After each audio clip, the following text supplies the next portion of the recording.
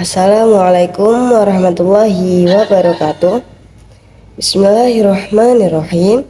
Alhamdulillahirabbil alamin. Wabihi nasta'in wa ala umuri dunya waddin. Wassalatu wassalamu ala asrofil anbiya wal mursalin Sayyidina Muhammadin wa ala alihi wa sahbihi ajma'in. Amma ba'du. Yang saya hormati pengasuh Pondok Pesantren Zainul Hasan Genggong Al Mukarramah Kiai Haji Muhammad Hasan Mutawakil Allah SHMM. Ini saya hormati Rektor Universitas Islam Zainul Hasan Genggong Bapak Dr. Abdul Aziz Wahab BA MAG. Dan yang saya hormati Dekan Fakultas Tadris Umum Ibu Wahyu Lestari MPD. Dan yang saya hormati dosen pengampu mata kuliah Psikologi Pendidikan ini Ustadz Robi Firmandil Diharjo MPD.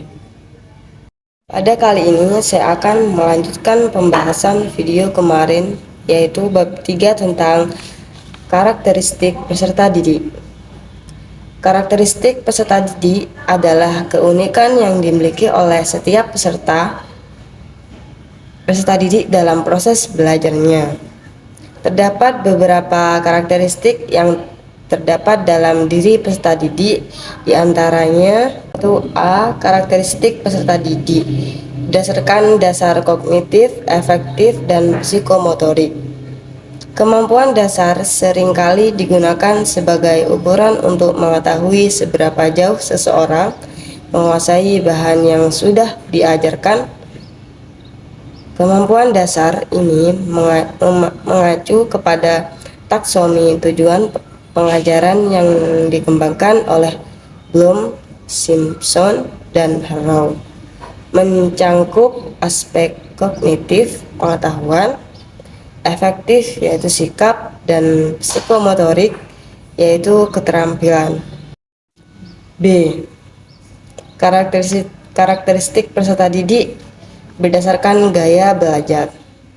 Gaya belajar adalah suatu cara dalam menerima, mengolah, mengingat, dan menerapkan informasi dengan mudah. Dengan mengetahui gaya belajar siswa, guru dapat membantu siswa belajar sesuai dengan yang dimiliki siswa, sehingga prestasi belajar siswa dapat tumbuh dengan baik melalui pembelajaran yang sesuai dengan gaya belajarnya. Gaya belajar didefinisikan sebagai suatu cara konsistensi individu untuk mengkonstruksi pengetahuan yang melingkupi sebuah dorongan kreativitas antara 4 model belajar yang secara nyata mempengaruhi pengetahuan, keterampilan, atau sikap-sikap melalui belajar atau pengalaman. Gaya belajar ini terdiri dari gaya belajar visual, auditori, dan kinestetik. C. Karakteristik peserta didik berdasarkan perkembangan emosional. Perkembangan emosional merupakan bagian daripada karakteristik peserta didik yang harus diperhatikan oleh guru. Hal ini sangat mempengaruhi suasana kegiatan belajar dan mengajar. Perkembangan emosional anak berbeda-beda antara satu dengan yang lain.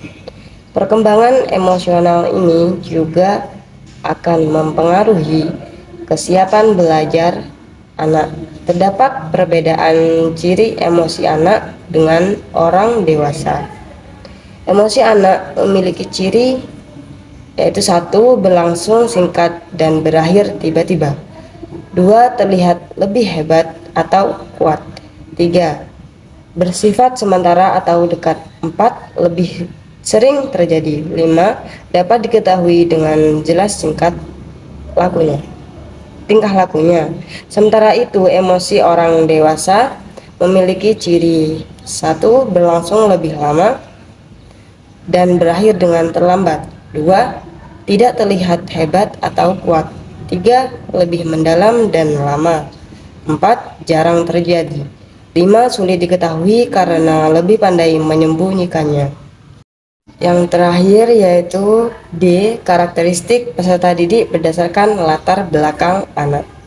Peserta didik kemungkinan berasal dari beragam budaya, etnis, dan ras, sehingga hal ini akan terjadi proses akulturasi.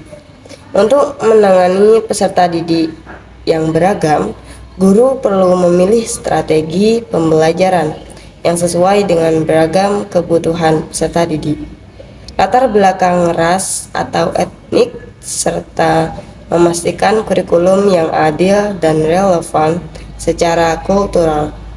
Guru harus peka terhadap perbedaan budaya yang dapat mempengaruhi suasana pembelajaran di kelas.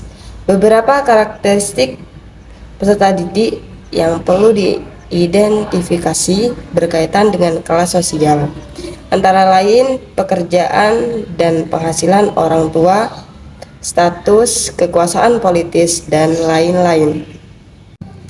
Mungkin itu saja penjelasan mengenai bab 3 ini.